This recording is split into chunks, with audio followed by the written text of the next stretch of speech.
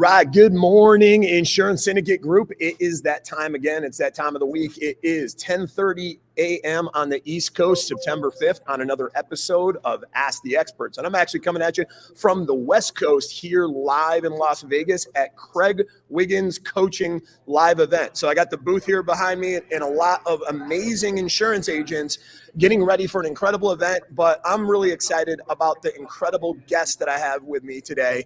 Good friend, Miss Christina Shaw. I'm with Shaw, the hashtag I'm with Shaw. You can also check out our website, imwithshaw.com, where she is crushing it in the insurance game. Been an insurance agent with Allstate Insurance since 1999, a bit of a serial entrepreneur with her marketing business too, helping other agents market their personal brands. She's also a Ray Lynch Award winner at Allstate, which is one of the most prestigious philanthropy awards at Allstate.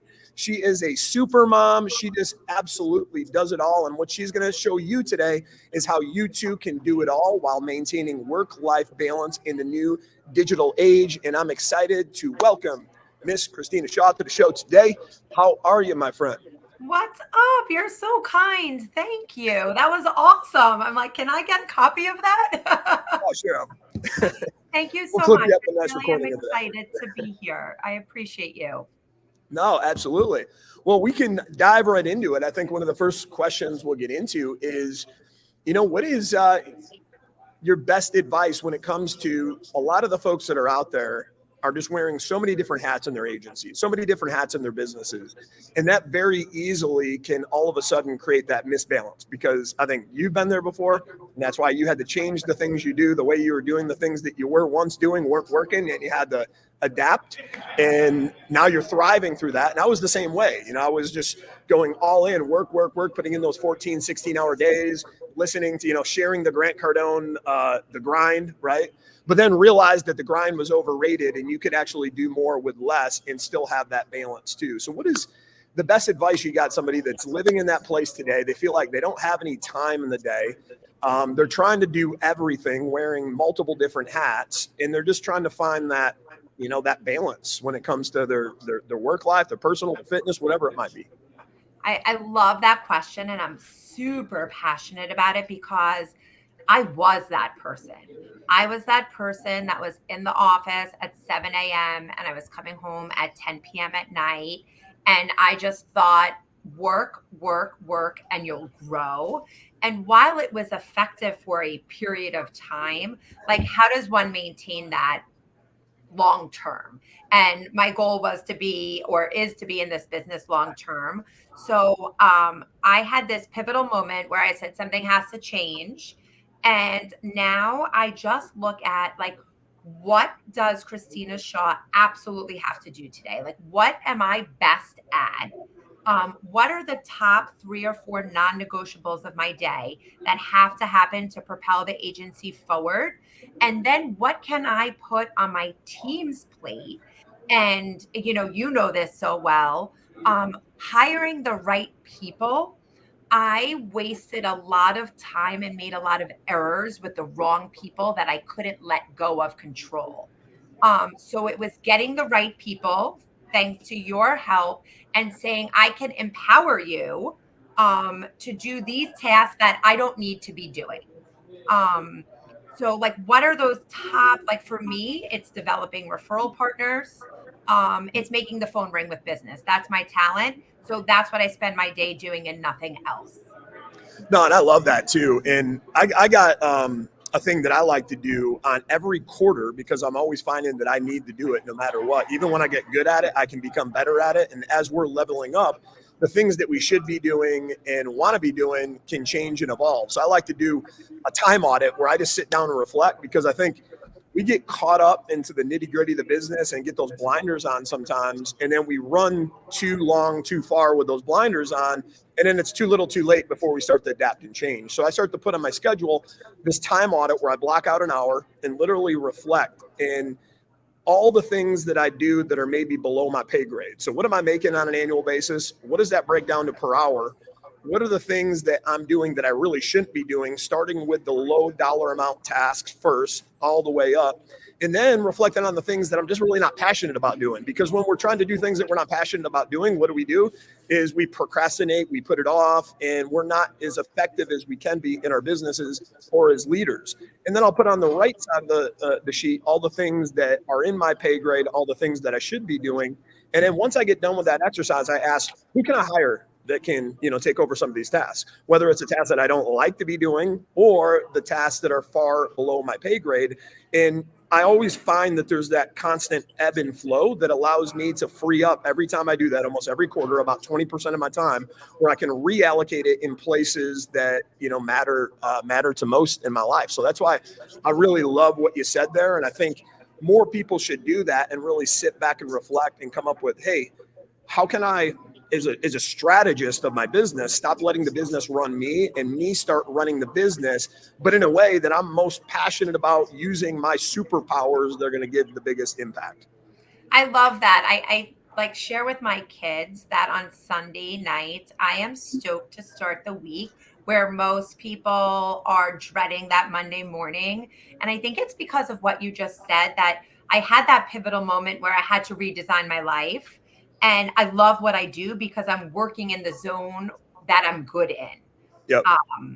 If I come out of that zone, I'm a procrastinator. I've got to renew some out of state licenses today. I'm not going to do it because I just like that is boring and mundane to me. So I'll 100%. Like you said. Absolutely. But if we have to do those things, I'm a big fan of doing those things early in the day, because once you do it, and then you can reward your things, if you don't have the luxury that, hey, this is something I really don't like doing. But if you start to get really disciplined at, hey, I'm going to get this done at the beginning of the day, and then I'm going to reward myself with getting to do the things that I love the rest of the day, that can create a big mindset shift too. And one of the things that I heard in your voice there was you had a tipping point. When the tipping point caused you to do things differently. And I'd like to dive into, what did that tipping point look like? Because I think most of us will have those tipping points in our life that will create change, either because we're trying to get to that next level, or because things get so painful, but that we have no other choice but to adapt and change. And I'm curious what your tipping point looked like that led you to leading the life that you're leading today. I love that question. And I wish I could tell you it was like more spiritual and I came to it on my own. Like that would be wonderful. But I think in reality, that just doesn't happen. So for me, I navigated losing my home to a complete house fire and a divorce within 3 months of each other. So from like October to March, literally my life erupted. And it was the biggest blessing. And I'm so grateful that it happened for so many reasons. But I had this opportunity to say, everything I own burnt to the ground. My marriage is over.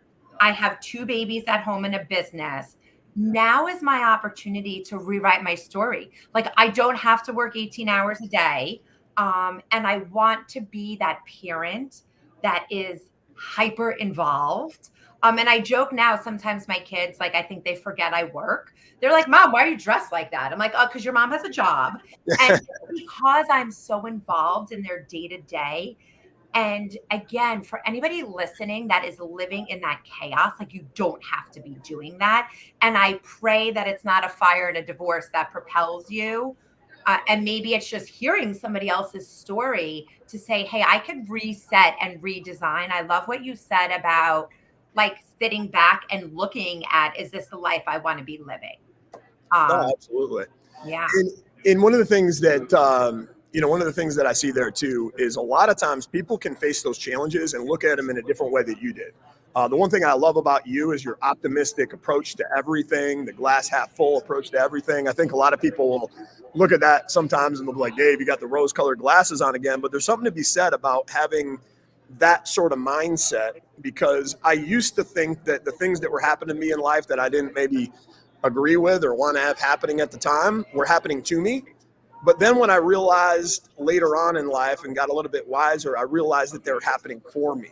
And I think if you can do exactly what you did there and realize the things that are happening to you are happening for you, and look for the silver lining, look for the blessing that's in it, that's what you're going to do, is you're going to attract more of those blessings into your life, and your life is going to constantly evolve and change. But I want to hit on that because there's so many people that are out there that might get so caught up to sitting in their setback that they sit in their setback so long that they become cemented in their setback. And that's why you talk to those individuals over on every time you talk to them. It's like there's two different types of people in life. There's the type of people that negative things happen over and over again, and you talk to them 2 years later and negative things are still happening. And then you talk to other people and it's like, no matter what they're doing, it's like they got the Midas touch, and everything that they do seems to have this flow to it.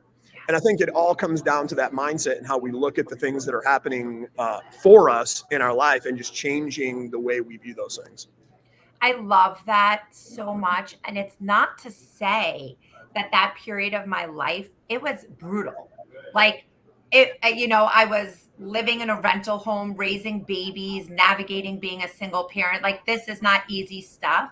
But when you help yourself, right? So I got into therapy. I'm a student of meditation, all this stuff that I did in the self-care department. And I said, I'm going to give myself a year to regroup as a human. And then I kind of like popped out. I'm like, I'm back. But you have to do the work. So it's the choice of, I can complain, or what am I doing to move this situation forward? We all have ugly at some point in our life. We have challenges, whether it be health or family or whatever it is.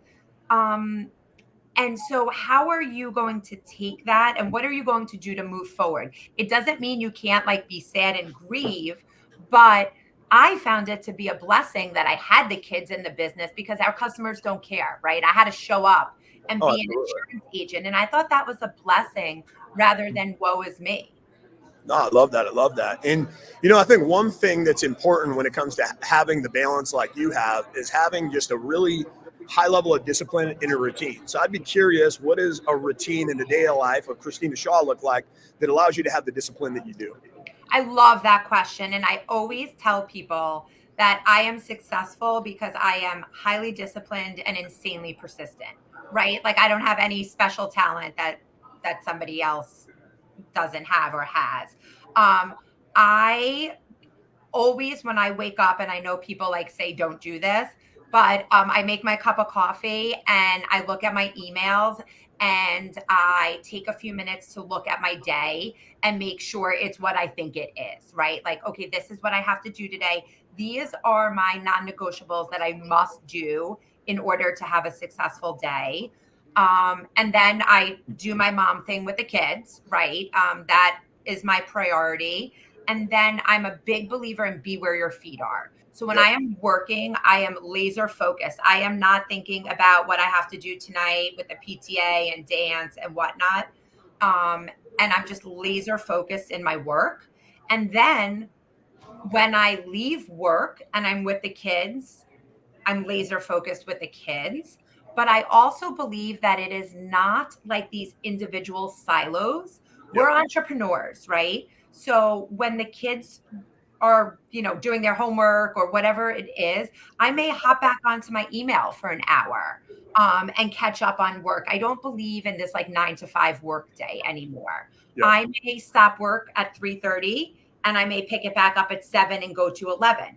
Some days I may be at my desk early. Like, I just believe in being very flexible, but disciplined. Like, each day looks different, but it must be organized. Absolutely. No, couldn't agree more with that. And that's what I had to start doing too. Cause it was like, every time I went down a lane, I'd go like running 100 miles an hour, trying to break a 4-minute mile in business. And then everything else was falling apart. Yes. Relationships and health and everything else. And then all of a sudden you start to give attention to one of those, but you do the same thing and you become singularly focused. And then you're never given like equal attention to all the things that matter most. So I got this rule that's my 1% rule, where every day, because I think sometimes we're trying to change too much too fast. And sometimes we got to give ourselves grace and realize that, hey, change and great things come over time. And if you can just get 1% better in every core area of life and think with that lens, hey, today my goal is I have to, no matter what, be 1% better in my faith, 1% better in my business, 1% with my family, 1% better in my health and fitness. And then what does that break down to from a macro standpoint? What are the activities that I need to do today that make me 1% better? And then if you build those disciplines and habits there, now you're building into disciplines and habits that keep you in that balanced state, which it sounds like you are doing and you're thriving with it. I And I love know, the grace. You just said that. And I hope people hear that, to give yourself grace. Like last night, I thought I could cook dinner. I couldn't. The kids had hard boiled eggs and raspberries for dinner. I don't know if that makes me mom of the year, but it was the first day of school. We had dance. Like literally, it was 9 o'clock at night. And I thought, when are they going to stop talking? I am so tired. And I gave myself grace. I'm like, I'm doing the best I could do. And tomorrow's a new day and I'll be more organized with dinner. So I think we're hard on ourselves too when we mess up. And that's silly. no, absolutely. And I know to really maintain and protect that discipline and that routine you have, what do you got to have? You got to have a good team around you. And I know everything that I'm seeing with you, you got an incredible team, but also have a great culture. If you could tell us a little bit about what the culture looks like in your business, what it looks like in your agency, of the team members. I look at that as your guiding council that's around you, your cabinet of advisors and supporters that are around you that allow you to thrive in the position that you thrive best. What does that look like inside your operation? Well, anybody listening that doesn't have a great team, use me as your poster board gal, because my team for many years was a serious train wreck.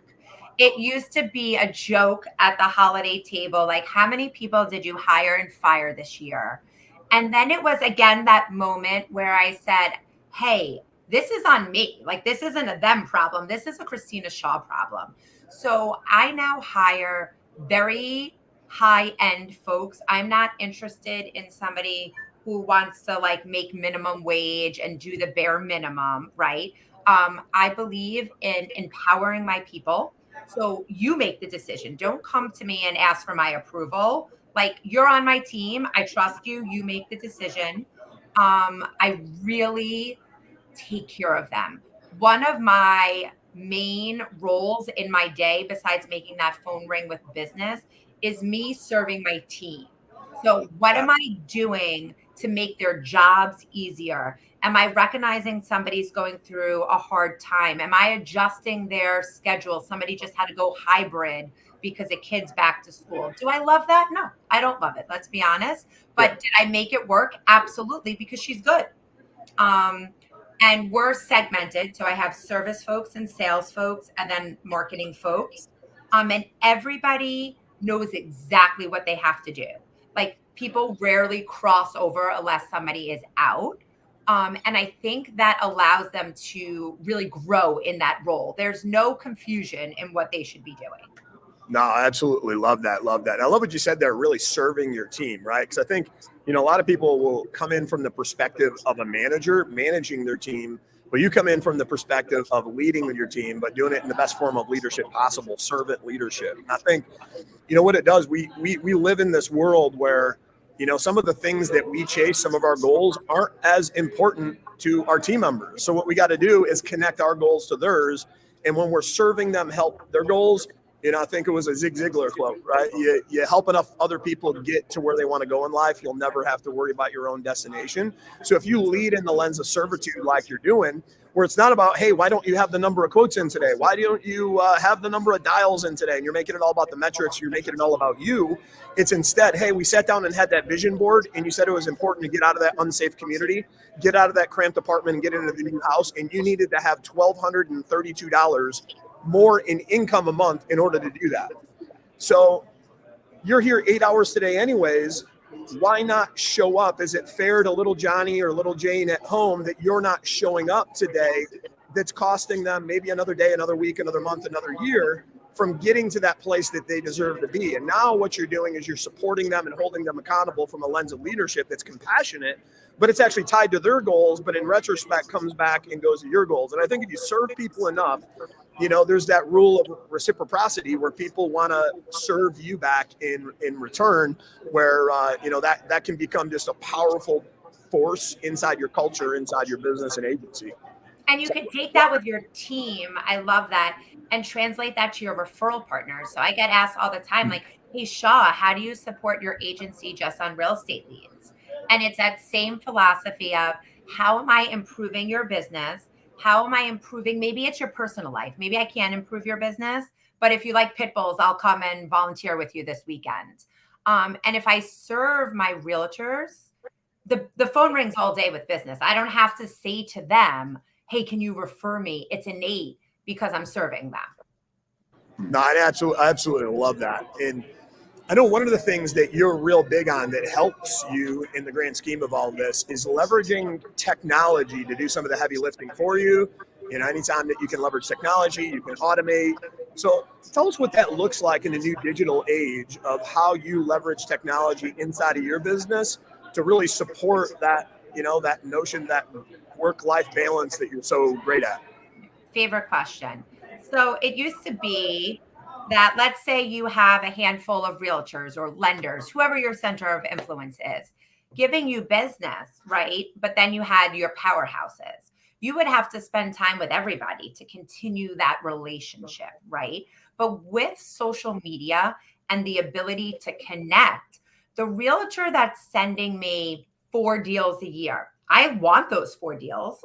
I'm grateful, but I don't need to go like have lunch with that realtor or coffee with that realtor.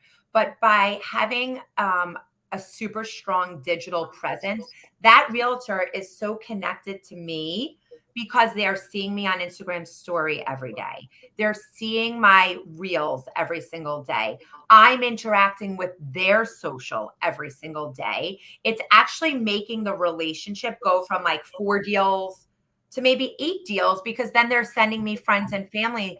And if it wasn't for that social presence, people need to know who you are outside of being an insurance agent, folks. I don't want people to know me just as an Allstate agent. They need to know me as a single mom, as a community leader. They need to know. And then not only are they going to refer you more, but your retention is going to increase because they're not leaving you for an 800 number on $100 increase, No, because they're absolutely. connected to you. So, and also, you could be speaking to your clients with Facebook ads every single day. A Facebook ad is going to cost you about 10 cents per view. And you could be telling your clients, thank you for your business. This is my referral program. Take your monoline audits, slice them up, and serve them ads. Love Like that. today, I just did, now that we're And you can do that with a custom audience list where it's only your customers. You're not just burning marketing spend. It's you're only spending 10 cents for one of your customers to see it by uploading a list that a lot of people don't know about of their customers' data. So they're only seeing that from you, which again gets them to know, like, and trust you without you having to be on the phone, getting them to know, like, and trust you.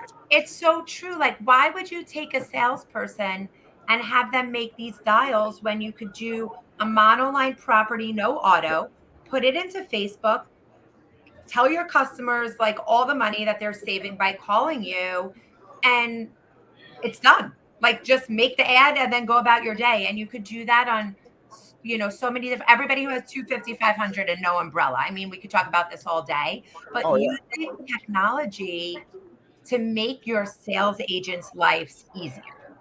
Yeah, and you could even do that too. Like imagine you're prospecting, right? So now it's like my brain starts to go with these sort of things. You're prospecting, you can't get that person back in the phone.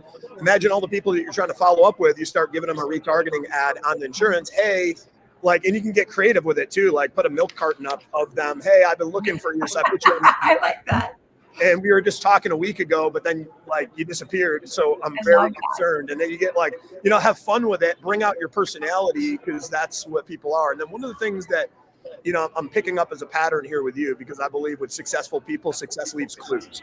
Not only do you serve your team, not only do you serve your family, but you serve your customers the way you are. And you think of yourself as a servant to your customers. You think of yourself as a servant to your referral partners.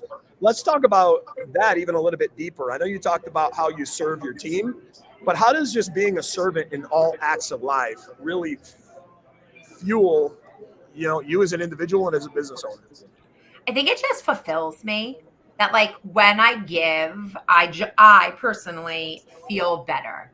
Like, I love making somebody's day and putting a smile on somebody's face. I tell the kids in the morning, I like scream out the car window. I can't do that anymore now that the older one's in middle school.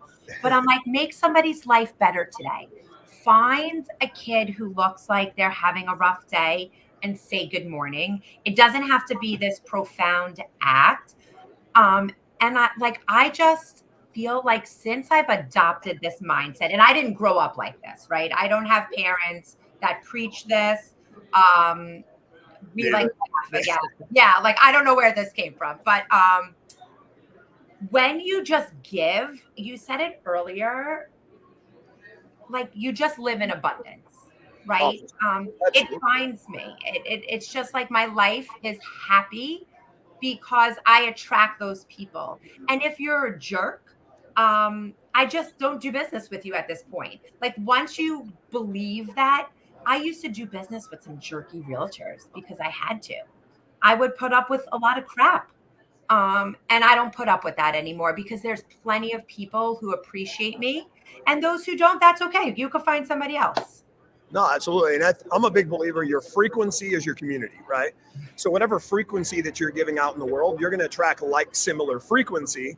And then those people that are on your frequency are going to be your closest circle. So, you can choose how you're showing up every single day, I think is going to determine the magnet that you become to attract the people around you. So, I hear so many people, oh man, people are always negative. Well, maybe sometimes it's like we have to look into the mirror, like, what is the frequency that we're giving out in the universe, giving out in the world to attract the sort of people that we are? Because usually when you give the sort of frequency that you give off all the time, well, eventually that irritates the demons of the people you don't want around. Or Yes. you know what, maybe they change and they convert to a different frequency. They were working on like 2.4 gigahertz and now they're like on 5.0, or like they upgraded their router, and you start to influence. And I think a lot of people don't realize that is like it's the frequency you get off. It's sometimes not even what you say, but how you say it to people, that makes all the difference in the world. And they give you back that like similar kind, frequency. And that just makes everything easier when you're, tribing with all like-minded, similar people. And I'm a big believer. You can't do big things. You can't do great things in life alone. So it's No. like, everybody ask yourself, what is the frequency that you attract? Look yourself in the mirror at that every single day. What was the frequency that I put out today? And what was the byproduct of that at the end of the day? And if I like that, how do I do more of that? And if I could have done something a little bit differently and improved, how do I do that then, a little bit differently the next day?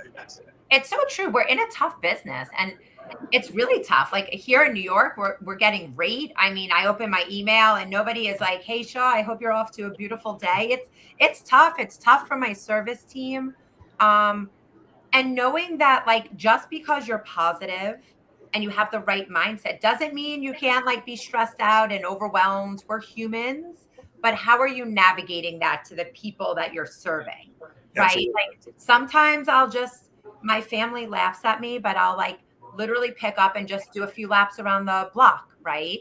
Or I'll lie on the floor and meditate for a few minutes because if I push that forward onto my team, they can't serve my client. Um, No, so absolutely. what are you doing? What's your self-care look like so you could take your anger into something positive? Love it. Love it. Yeah. And now, what do you got maybe for advice for somebody that's, hey, they're just starting out, and if there's one or two things that they could start out with that causes them to start doing things a little bit different in life, to have things a little bit better in life, what would those maybe one or two things that you would keep it simple with them just to start with? Have a really great colleague be a mentor.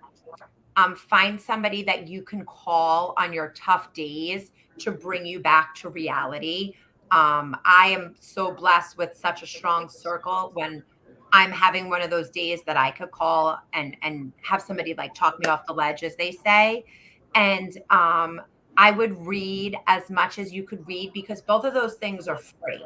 I could give you all these ideas that cost money, but when you're starting out, I always found it to be um hard when I was listening to somebody speak that had like a huge budget and I wasn't able to do what they were able to do because I was a small $2 million agent.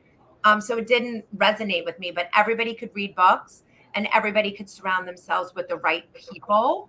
And if you just keep a journal of everything you want to do, whether you read it on a Facebook group or somebody tells you, and you may not get to it today, tomorrow, or the next day, but I love going back and looking at my journal and saying, look at what I accomplished. Like I took this idea from you and this idea from that person. And then at the end of the year, you're running a better agency.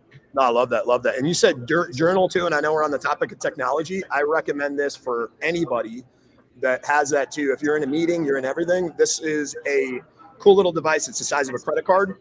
What you can do while you're in a meeting, while you're hosting a meeting, while you're on a call like this, if you go to a networking event or a mastermind, this is powered with ChatGPT and AI, and it'll actually transcribe everybody, label everybody's voice, organize all your notes, and you can actually give it preemptive prompts of how you want it to catalog and organize all the notes from that particular meeting without you having to do it. And then you pop open your phone and it's got all your notes that are organized. So it's called the Plod. There's a little hack and tip for everybody. This is crazy that you're bringing this up because yesterday was the first day I heard about this. My boyfriend called and he was like, "You're not going to believe what I'm telling you." And he literally said the same thing. And oh, yeah, really? That is so cool. I am part of the algorithm. I like here you are. That's awesome. Yeah. So, I mean, it's another way you can leverage technology to do that. Now, when it comes to some of the actual nitty-gritty tools that you use, what are some of the actual names of some of the tools that you're using in your agency that, whether it's CRM systems, whether it's social media platforms to manage your social media, what are some of the most valuable tools that you found that's allowed you to, I guess, enhance doing some of these things? Sure. I'm a bit, as much as I am digitally on fire, sometimes less is more for me in the agency. So we still use agency Zoom to track our business, and that's how I manage my lead sources, my return on investment, who's doing what. Lead Manager, I have custom columns within Lead Manager so I know who is giving me business. Every Friday, I send every realtor that refers a personal video message like, "Hey, Andy, thanks so much for referring David. Sandy on my team is working with him. We appreciate you." So that realtor knows that I have my hand on the pulse, even though I'm not speaking to their buyer. And then I also believe that with social, you have to be consistent. You cannot be on every platform to be on every platform and be half-ass. So I'm on Instagram, Facebook, and LinkedIn, and I do those without fail, insanely consistently. Love that. And because I'm a testament to that too. I see you all the time on there and you do a phenomenal job. Thank you. I appreciate that. I'd love to be on all these other platforms, but I manage it myself. You don't have to spend thousands of dollars a month to outsource this. You have to make the commitment to post 4 times a day on your Instagram story. Legitimately takes 2 minutes a day. You cannot convince me that you do not have 2 minutes a day to grow your business. It's the commitment, and then just do it.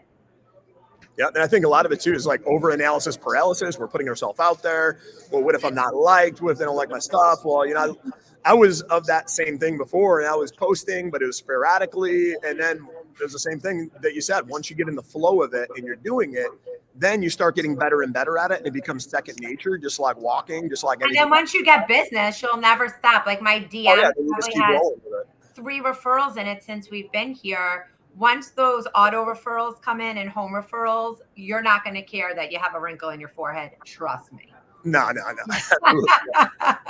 I guess from that perspective, when it comes to getting yourself out there, like your personal brand, which I think your personal brand and the way you leverage social media, again, that feeds into the work-life balance because like the digital version of you that goes out in the world every time you get the impression, every time you do the post, and it just amplifies your voice, your message, and who you are. Now that's doing some of the heavy lifting for it that you don't have to do. But some people are stuck, again, they're in that place where it's fear or limiting beliefs, whatever it might be. What is a simple step for somebody just to get started, I guess, in the frame of consistency, the simplest way possible? That's a really great question. And it's very real because I'm learning Google AdWords. And I too am beginning to feel like, whoa, maybe this is a little too much for me. And it's not, it's just new to me. I would pick one platform. So let's say you pick Instagram. You're going to have one Instagram page. We're not going to have a business and a personal. You're an entrepreneur. You're not just a business or just a person. Okay. So you're going to have one page. and you're going to make the commitment that I'm going to post on my stories and I'll make 3 videos a week. And you could reach out to me. I can show you how to do all that. You could YouTube it. Pick one platform and start small. You can't say I'm going to post a reel every single day. That's not realistic, right? And I do believe in being realistic in your goals.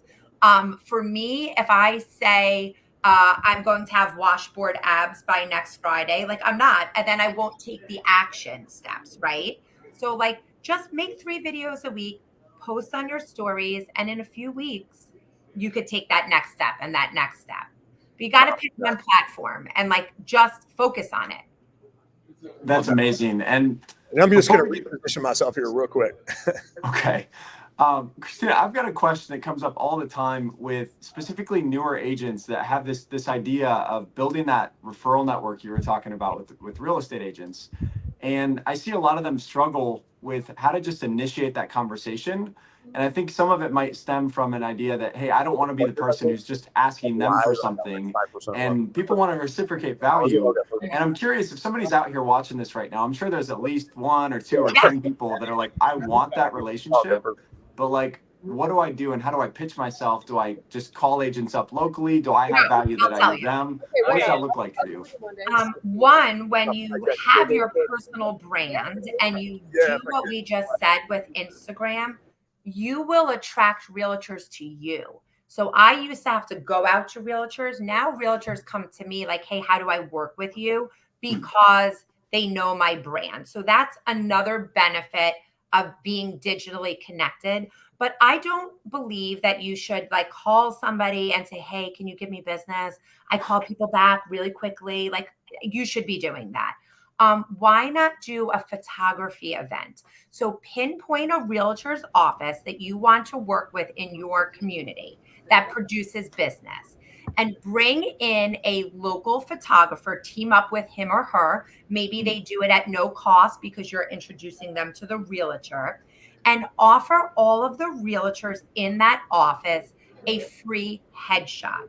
There is not one real estate office in America who is going to tell you no. And then when you're at the real estate office, you're going to be taking your own photos and sharing that on your Instagram story and tagging the realtor. The realtor is going to share your story.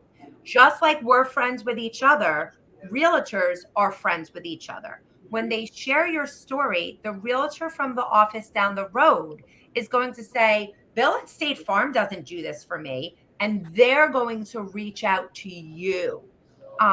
You could do Love You Latte happy hours. Figure out a realtor or a mortgage banker that you want to work with, a high producer, and say, hey, let's go to this coffee house between the hours of 11 and 12.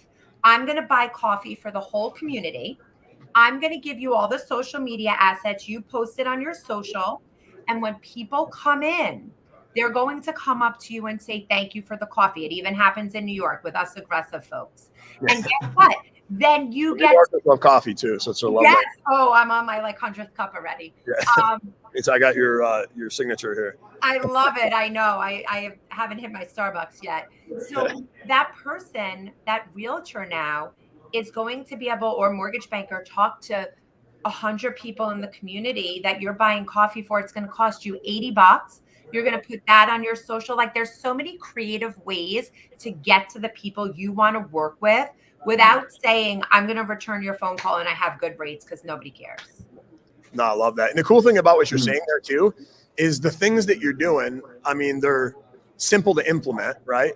But there's nobody else that's really doing them. So it's not like you have a ton of competition of all these other people that are trying to go above and beyond. It's like we live in the world of average. The force of average is around us every single day.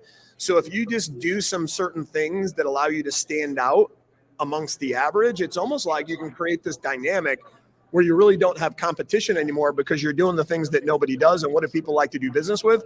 Other great people they know they can trust. Yeah. But then what are you doing? You're putting out a certain level of frequency that's attracting the right customer that you want, because let's be real, there's, the right customers, and sometimes there's the wrong customers that we don't want into our business.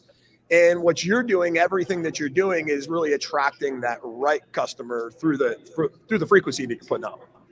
It's so true. And I always say too, you as an insurance agent are already doing so much. Like I bet you so many listeners, you're already awesome. So if you share that on your platform, like why are you keeping it a secret? You would never list your house and Oh, not so put many of them are a secret, right? And what gets me too is like they're such an amazing personality and they have so much to give. But then you go to their website and they still got like the shadow silhouette. Like nobody knows who you are. They don't even know your face. Like they've never met you, they've never seen you, they don't know your face. But had they do, it would be pivotal and transformational inside of your business. So true. I'm running a Facebook ad right now to my zip code where my agency is. I was just testing that and I'm getting so many quotes. And I think it's because that like personal brand is there, right? They're like, oh, we know that lady. Love that. Yeah. And, going back to earlier in the call, one of the things that we talked about was like you being the Ray Lynch award winner. And I don't think a lot of people that are listening, especially if they didn't come from the Allstate world, how big of an award that is. It's literally one of the most prestigious awards that are out there when it comes to community activism, philanthropy. But tell us a little bit about, how that really ties into your business. Because one of the things that I hear out there a lot that, well, you know what, once I'm successful, then I'm going to start helping people. Once I do this, I can't wait to get there. And then I can start making an impact. But I think if a lot more people realize if they made that a part of their brand as a for-purpose business, that they can have their cake and eat it too. But I'd be curious to hear, how has community impact impacted your business? We all have the time. Like nobody is that busy that they don't have an hour to go to the local food bank and, package up some groceries. Yep. Like we're not, heart surgeons here, folks. We're insurance agents. So we all have the time. And when you do that and your customer and your referral partners and your team see you doing that and pausing and giving, people want to do business with you. It's like natural that people want to say like, wow, thank you for giving back. And it could be on a small scale or a large scale. Yep. So maybe you're a new parent and you really don't have that hour. Guess what? You could organize like a school supply drive on Facebook and tell people you'll pick up the supplies and drop it off at the school. Or you could organize Thanksgiving. Don't shoot me that I'm talking about Thanksgiving, but Thanksgiving's coming up. It's coming up in like a couple months. That's Like crazy. you could post on social. At least we're in Florida. No. that you're going to organize a food drive in your office and people could come in and drop off stuff. So it doesn't always have to be like hours in your day. You could think out of the box if you truly don't have that time. And I promise you, it's one of those things you just have to believe the person that when you get involved in the community, great things will happen. It doesn't happen when you're successful. You will be more successful by doing this. And then look, I want to be more involved too. There is a limit, right? But it doesn't always have to like require your physical self. You could have ideas, right? I'm doing a big walk October 6th.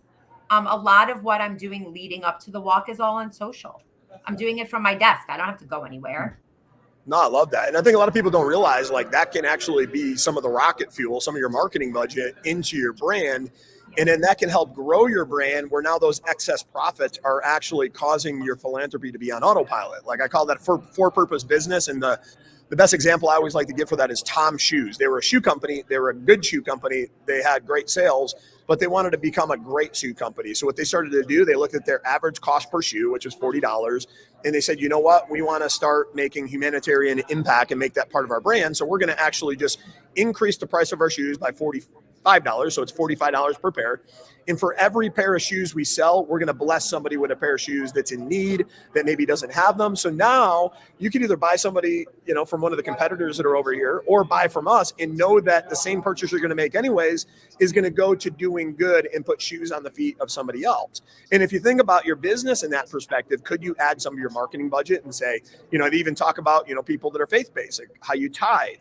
could you take that 10% tithing and then actually put that into your business model where you're taking 10% of the profits and doing it in such a way that it grows your brand, where now the profits increase so exponentially higher than what you actually had before, that 10% is actually not taken away from anything. Because some people will say, well, I don't have the 10% to give. Well, what if that 10% caused you a 30% increase in your business revenue that gave you X amount of profit increase, and now you're given a piece of that profit increase to doing good, and now you just started an engine inside of your business that's, Love that. I allowing you think to that is so brilliant. So brilliant. Even if you see somebody on Facebook, you see a lot of people, for my birthday, I'm collecting money for this. Donate $10, because you know what that does? It shows up in your feed. Andy donated to this. So not only do I want to help my friend, but I like doing it. Let's be honest. I'm running a business. I want that to show up in my feed. So you're like, oh, that's Shaw. She's always giving.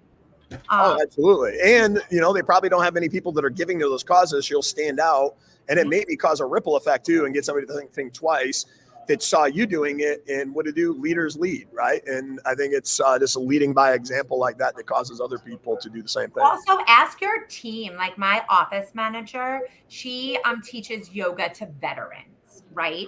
Mhm. So now it's kind of Love that. taken off, and one of her classes is during the workday. Cool with me. It's an hour.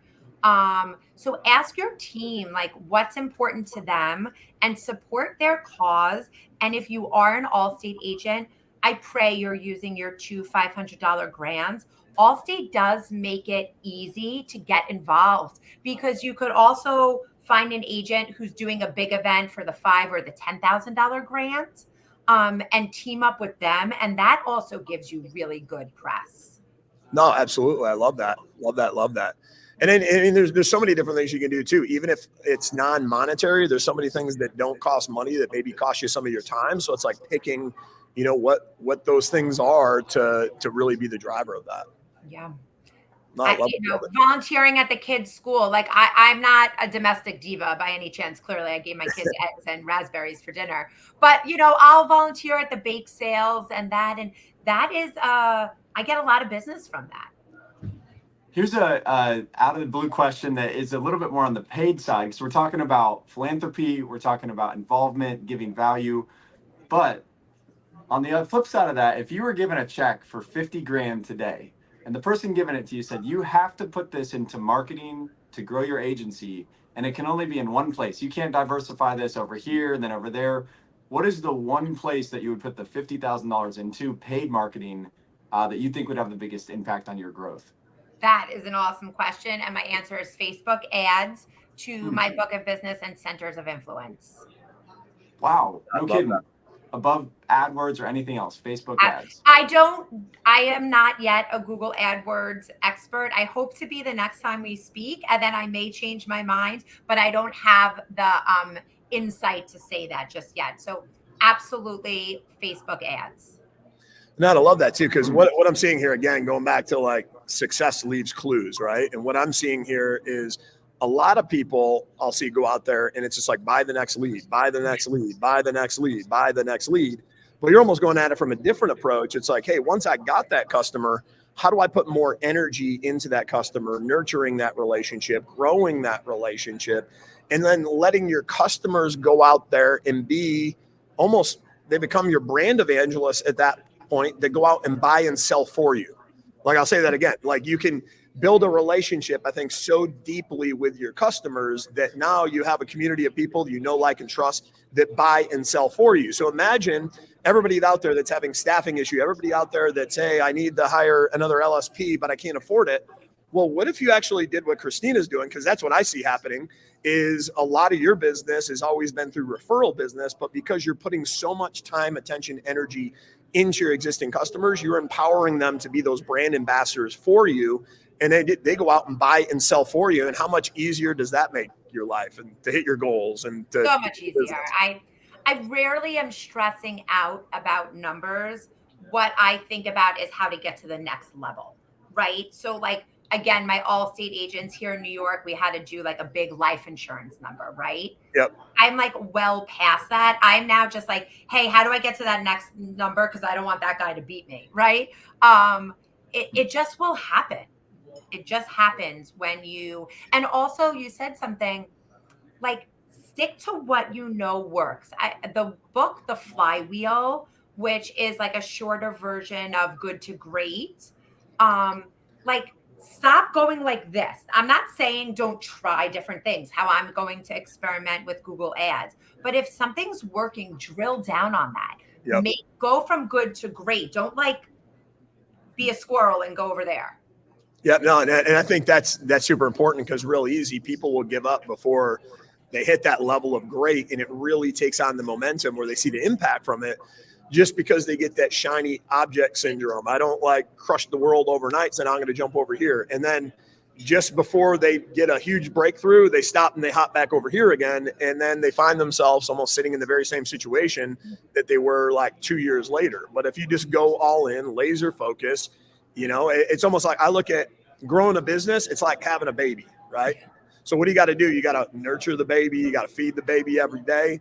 But what can't you do with a baby is like, all of a sudden, you know what? I want my baby to grow faster, so I'm going to feed him 3 times as much, 4 I love that times analogy. as much. Well, the baby's just going to get sick. He's not going to grow any faster, and that's really not going to work out too well for you. And your business is like the same thing. I think relationships are the same thing. You can't accelerate that, but if you nurture and you nurture and you nurture, eventually you're going to get that result that you're looking for, and it's long-term, and it's sustainable. Long-term, I think that's the key, and sustainable. No, absolutely.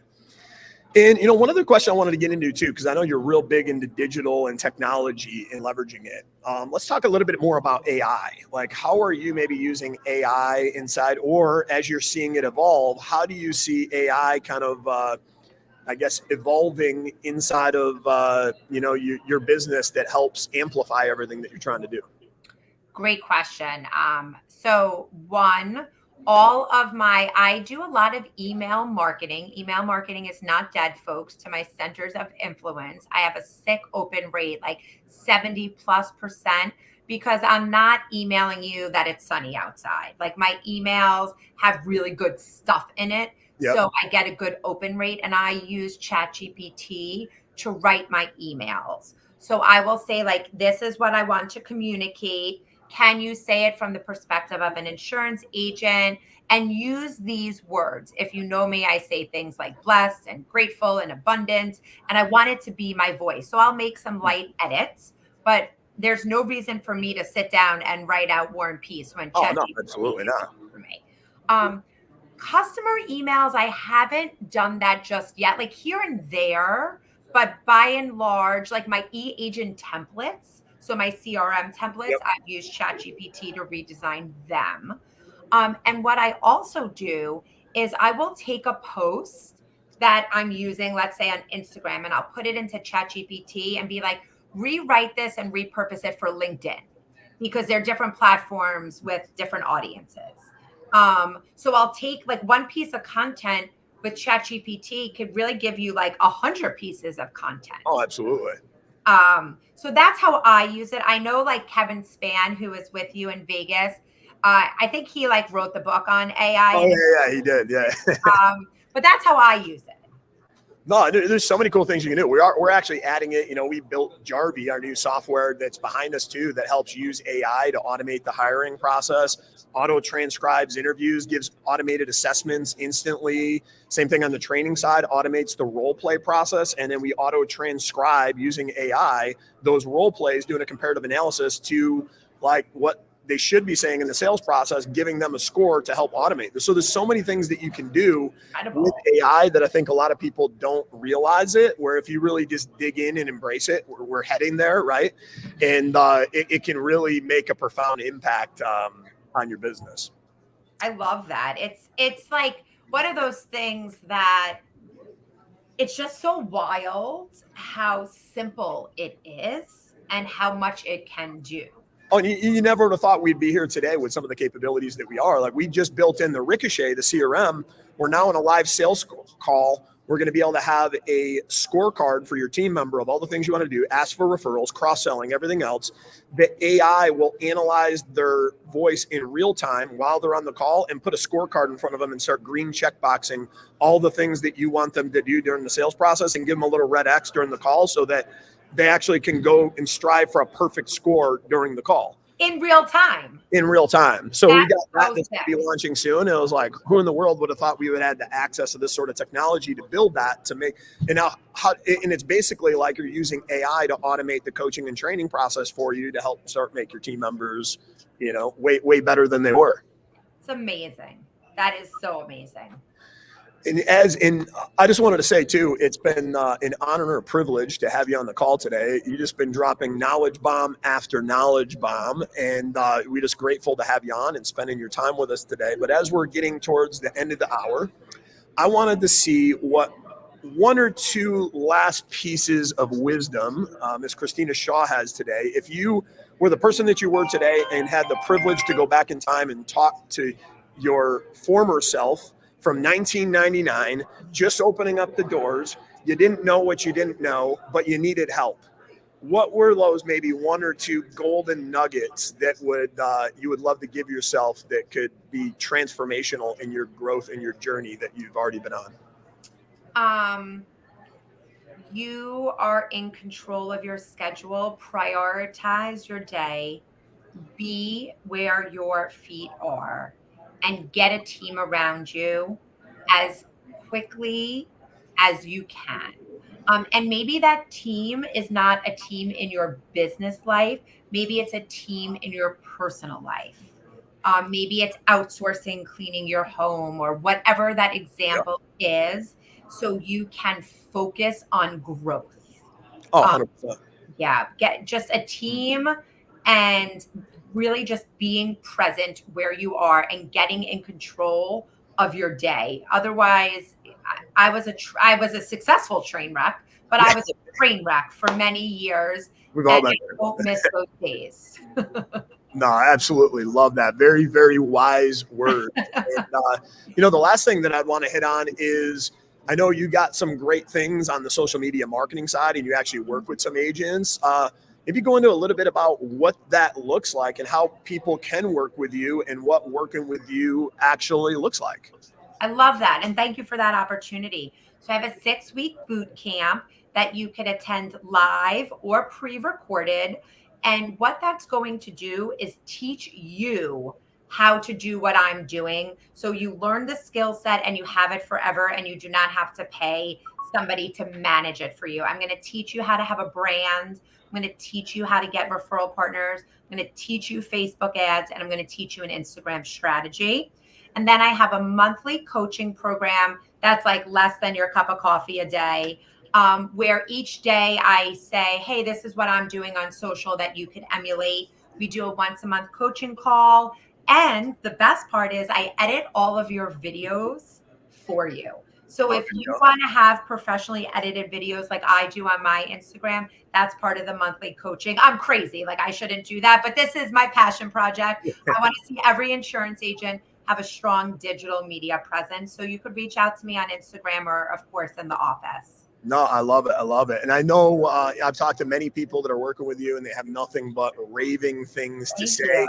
So if you're that person that's out there and you're looking to have that balance in your life, you're looking to do more with less, you're looking to finally create that digital brand so you can start adding the value that you have, because I think each and every one of you have your own unique value proposition in an individual, unique way. Christina is going to be the way to help bring that out of you. And you might already be working with somebody too, but I'm a big believer, like you can't have too many mentors. You can't have too many coaches. Like, I got a coach for my health. I got multiple coaches on the business side. I got a coach when it comes to, a therapist, because I think every entrepreneur in America needs a therapist. Yes. We're ran out of high frequency. So, I think you should have a coach in every, spiritual, health, every important aspect of life. And, I can't think of a better person to work with than Christina here. And thank you so much again for sharing your time with us today, sharing so much wisdom, so many golden nuggets, just not holding back with our group here of 8,200 insurance agents in the Insurance Syndicate Group. Let's show Christina some love, whether you're watching this live or whether you're watching the rerun of this. Drop some heart emojis, some fire emojis. Let's give her, a lot of love for her time she dedicated and poured into everybody today. on another episode of Ask the Experts. And until next week, we'll be looking forward to spending some incredible time with all you amazing humans in the Insurance Syndicate Group. And we appreciate you for giving us your time and attention today.